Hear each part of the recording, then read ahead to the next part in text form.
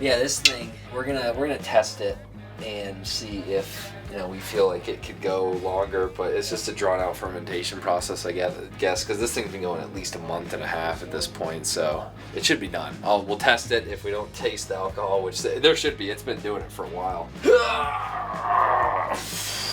Whoa, where are you going with that? Perfect timing. So I split it up into our respective piles. Here we have we're gonna do a mixed berry, which is blackberry, raspberry, blueberries, and strawberry. I don't know if we'll use the whole thing. I'm feeling squirrely, why not? It's fresh, this was packed today. Ooh. These are some fresh berries. These are, I can't remember where these are from, Palisade? Palisade, Colorado. Yeah, so it's at like 247 miles away. Palisade peaches. Palisade peaches. Apparently they're famous. Mackinac peaches. Mackinac? Palisade. But Palisade is also home to one of the... High country. Yeah. Palisade is also home to Meadery of the Rockies. Ooh. One of the popular meaderies around here. So we'll, in honor of them. In honor of them. I've never had any of their mead, but... I actually prefer, they have a raspberry, a very good raspberry mead, but it's mead that they just mix with raspberry wine. Oh, okay. And then this one here is our fruit punch. So the only one I couldn't find was guava, and so I went off of the Hawaiian Punch Wikipedia page, and it listed 7 fruits that were in the original recipe. And this is also an outlier. So we have chunks of pineapple, we have a navel orange, we have passion fruit, which I read the wrinklier the better. We have a papaya, I have 2 pink lady apples, and these are apricots. I think they're called red smooth or something like that. Every time I hear of papaya, every single time it's Mrs. Costanza. Why don't you like my paella? Oh. My paella! That has nothing to do with papaya, but it sounds like it. I was talking about this, it's still going. And like you can see it right here, it's still just pushing out. Watch, it'll bubble right now. How'd you know that was gonna happen? They're all pilgrimaging to the yeast capital, and then gurgle. That's the yeast metropolis down there. That's all dead yeast. Oh wait, yeast graveyard. This is the metropolis. That's the metropolis up there. This is the sins of the fathers. The underbelly death zone. So a lot of this stuff, because our carboys are so small, we're gonna have to chop pretty finely because the mouths are pretty small. Yeah, this was June 10th that we started the fermentation. What's this doing here? Are you drinking? So I've been drinking it. I'm nursing it right now. Drink. I've never seen, what is this, a passion fruit you said? Yes. I've never seen a passion fruit before. The first time I ever saw one was on Lost. Jack found some seeds for Kate and they flirted in the forest and then they ran from the monster. Yeah, that sounds about right. Passion fruit Squishy seeds. brownish black things. And she's like, no wait, that was papaya. Was it papaya? I don't know. I'll have to reveal it back to you. It seems like everything comes full circle to papaya in these videos. I say while you're doing the first 2 gallons, I'm cutting up fruit. Okay. Next 5 batches all rest on the fact I know. And of this orange blossom here. we put the accelerant and the nutrient in there. This could be horrible. And These this whole batch so- has been ripped. So was there a problem with the accelerant and nutrient last time you opened something? That It was in? less No. sweet, wasn't it? It really depended because it seemed like the big differences The honey. came from the different types of honey Yeah. and the different make-ups of those different types of honey. Whereas we've had nothing but good luck with the orange blossom. It's been very sweet. The previous batch of orange blossom was actually super sweet, or it had an extra 1.5 pounds in it. This one we actually scaled and did not do 1.5 pounds extra per gallon, so it's not going to be as sweet, but it'll still be perfect. Because I think that previous orange blossom recipe was just a little on the sweet side. Here we go. Gravity. This is the first time opening this in 2 months. Smells like a mead. That smells like orange blossom. How long into when do I pull out? Right wherever we figured, I'd say like right there. You remember where you put your finger? Yeah, it's right in this area here. What are you laughing at, Alex? The audio of this? Yeah. When do I pull out? Remember where you put your Remember I put finger? my finger. No, you don't pull that. You leave this. Oh, I just got some off my finger. Score.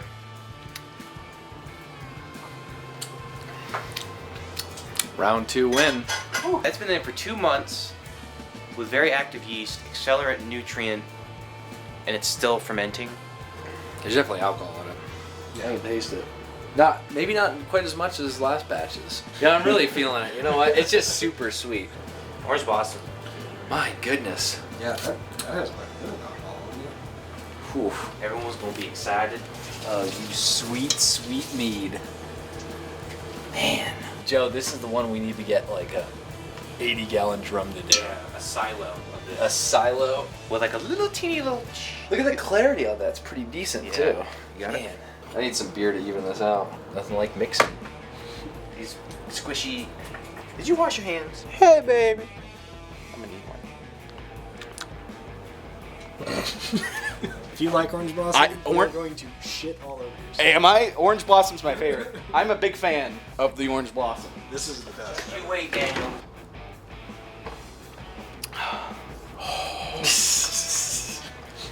Hey! We only have 5 gallons. That was delicious. Holy It's shit. gonna hit you in a second. It might. Is there alcohol on that? And then a few seconds later, we're like, I'm already drunk, guys! he's already drunk. I seriously love the Orange Blossom. Good job, boys. I'm going back to work. Ladies. Ooh, my. I'm in charge of adding fruit to making our first secondary fermentation melamel. Joe, I am very honored. We're moving on up. You just kind of squeeze a little bit, and then drop it. I don't want to drop it too hard like last time. Muddle, muddle, muddle. Muddle, muddle, muddle. Oh, look at this. The cup could actually use. Oh, there you go. Look at that. Hopefully the cup doesn't break and then just fruit juices go everywhere.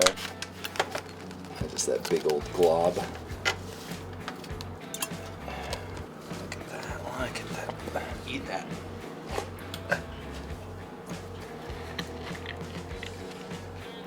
Man, that's good. Look at this. Here we go. See the strawberry?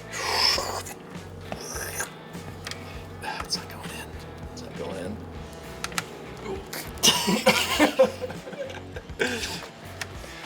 Joe, I'm muddling.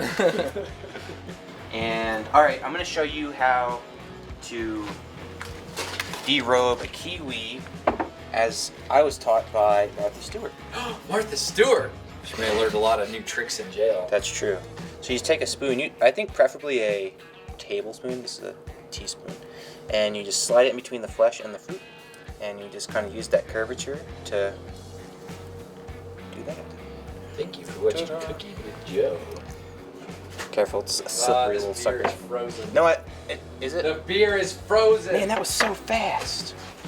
Man, how cold is this freezer? It just How long have froze you our been in beer. I don't know, 20 minutes in maybe? at 410. And I was like, I'm gonna take it out at 420. Yeah, well, it's 4:40, so 30 minutes, and that's what happened to it. Look at this, that poor beer. Well, it's gonna be ice cold now. Yeah, man, it's totally like an oyster. Shit. Look at those oyster guts. I spilt 75 cents. Yeah, no kidding. What does it taste like? That's a good question. Oh my gosh. I would eat that every day. If they were cheaper. What? Here's one. It's very tart. Wow. It's starting to look like fruit punch. Oh yeah. So luckily that mead is super sweet because there's some tartness in the apple. There's definitely gonna be some bitterness in the orange rind. The kiwi was tart. Passion fruit was tart. This smell is phenomenal. Did I say that already? See, if we brew our own beer, we drink our beer while we make our mead. It'll inspire us to the fullest extent of the law. And it's perfect. We got the kiwi. Oh, look at that. That's our flavor right there. Look at it filter in there. Oh, there the fruit's gonna rise. Rise. Oh shoot, this should be down farther. Oh, the smell. I'm going up maybe half inch past the top of the text. Okay. Go. Beautiful. Absolutely beautiful. I'm gonna give it a slow turn.